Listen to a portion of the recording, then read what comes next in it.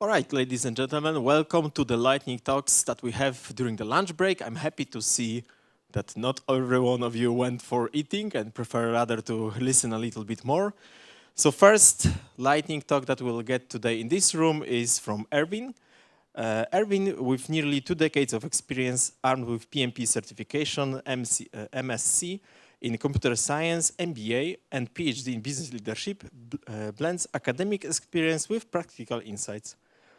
Teaching at Wrocław University of Science and Technology in the Department of Operation Research and Business Intelligence, he shares his knowledge on subjects related to management and IT. But in his spare time, Erwin is passionate about badminton, swimming, and also hiking. And you should be able to see the picture of him on one of the hiking trips. So, ladies and gentlemen, without further ado, I give you Erwin.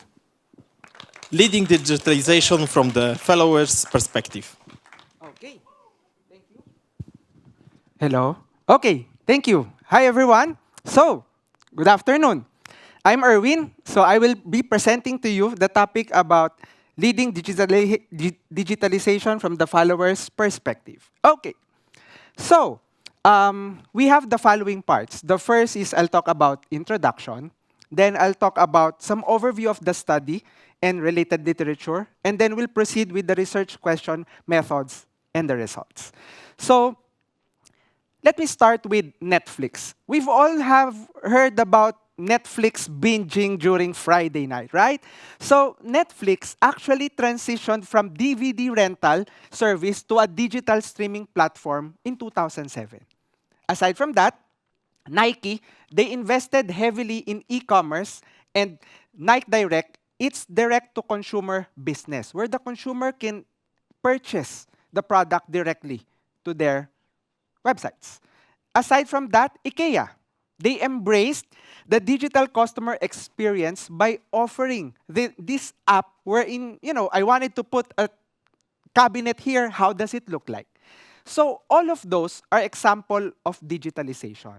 And taking my PhD in business leadership, I know that at some point in time, with the technology booming, one of you will definitely lead any form of digitalization someday. And are you ready for it?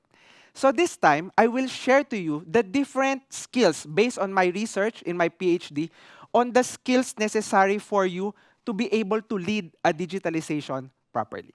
So basically, digitalization has emerged as a transformative force reshaping different industries worldwide.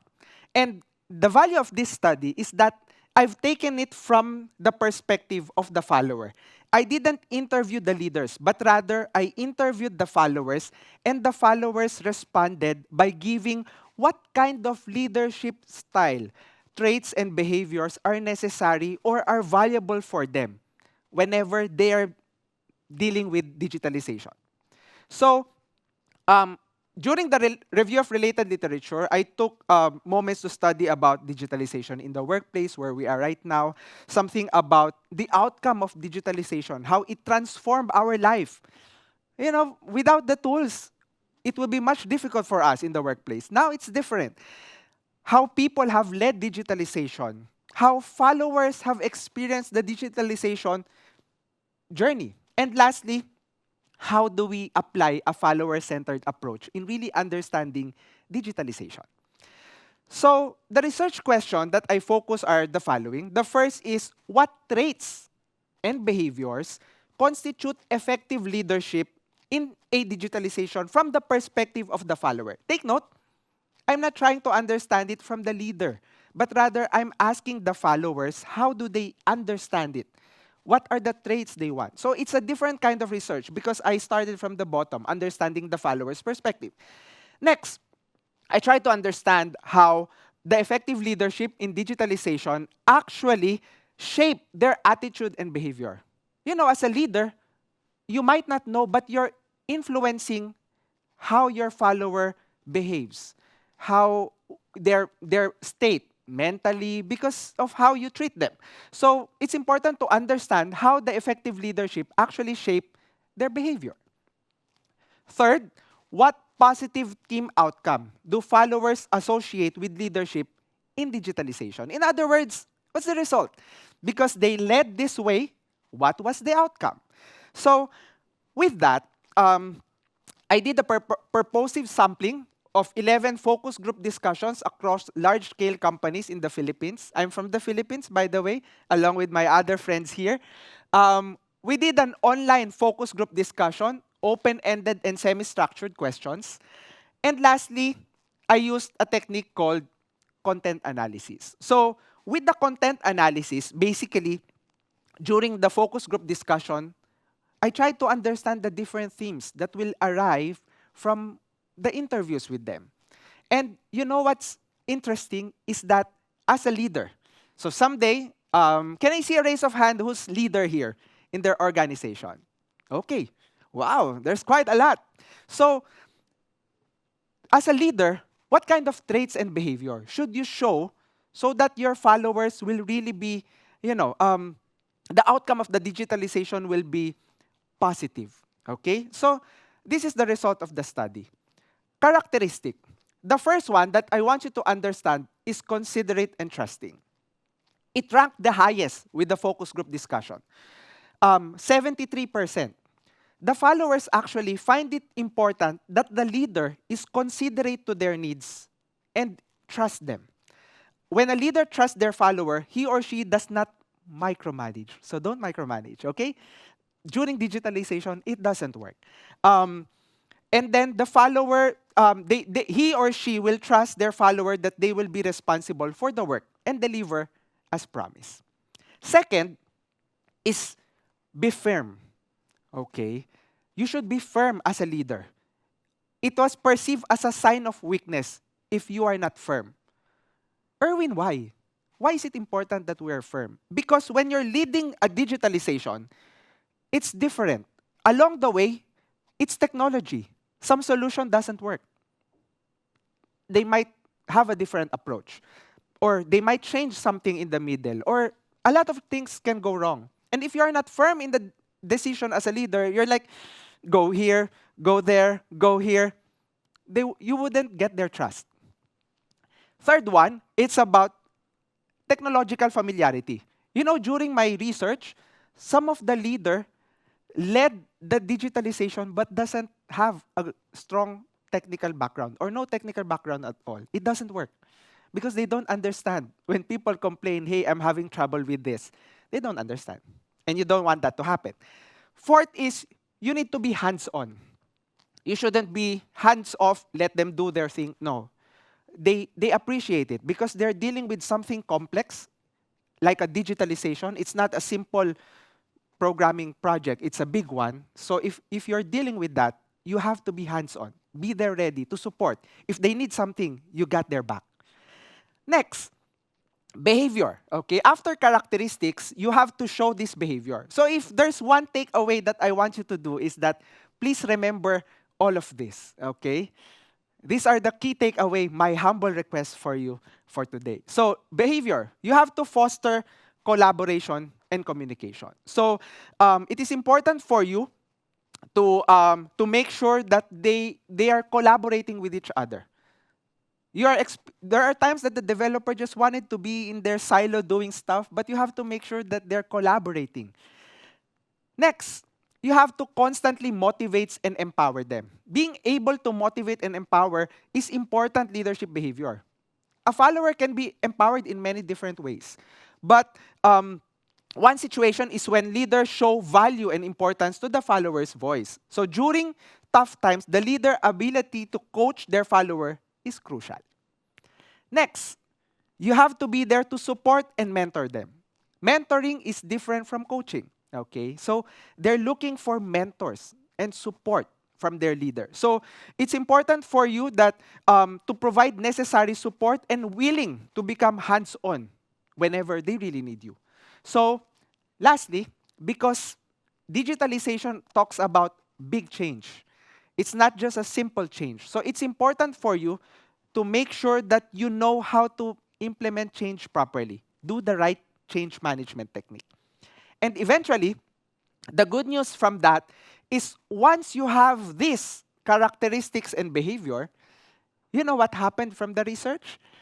Well, they feel inspired, motivated, and develop a positive work attitude. During my interview, from the followers, there are times that they're really having a hard time implementing the certain requirements. But when their leader exhibits these behaviors and characteristics, it seems like they have the attitude that we can do it.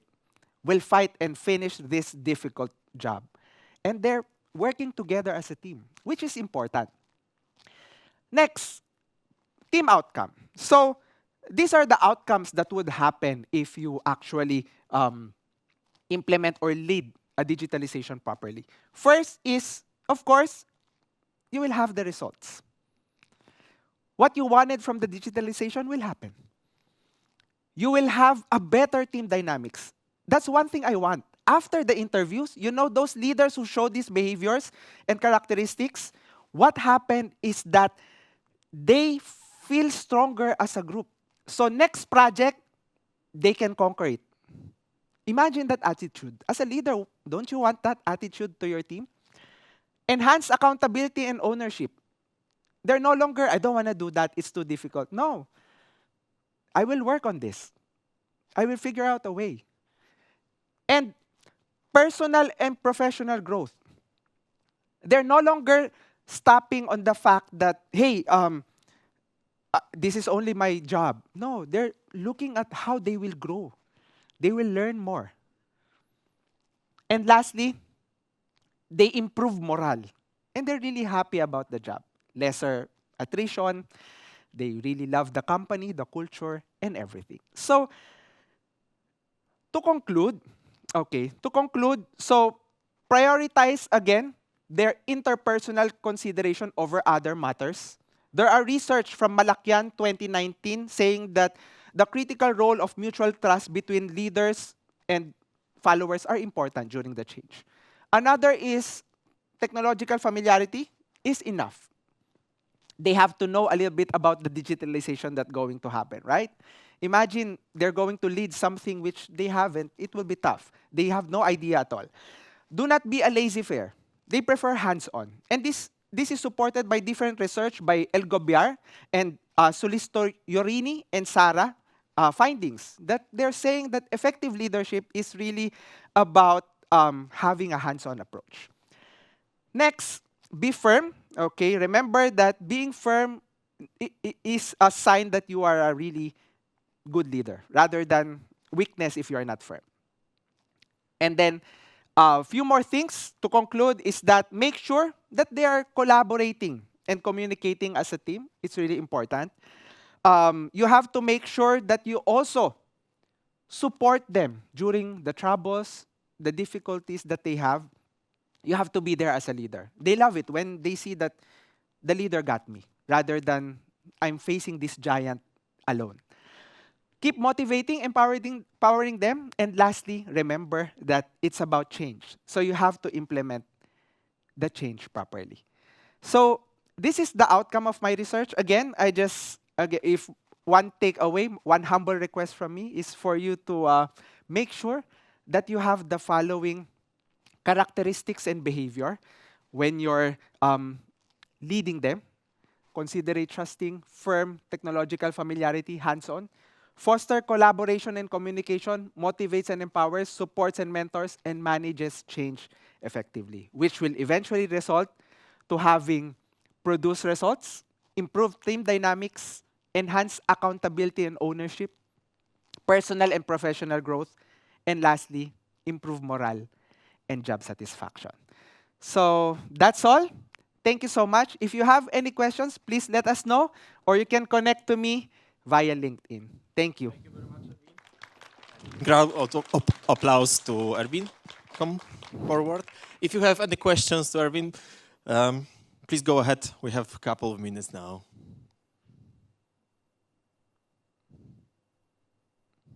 Apparently, you made it so clear. Yes. And I especially like the part about do not micromanage. I can so much relate to that. Thank you very much. Again, big Thank you round so of much. applause to Erwin. Thank you. And have a nice day. Enjoy the conference. Thank you.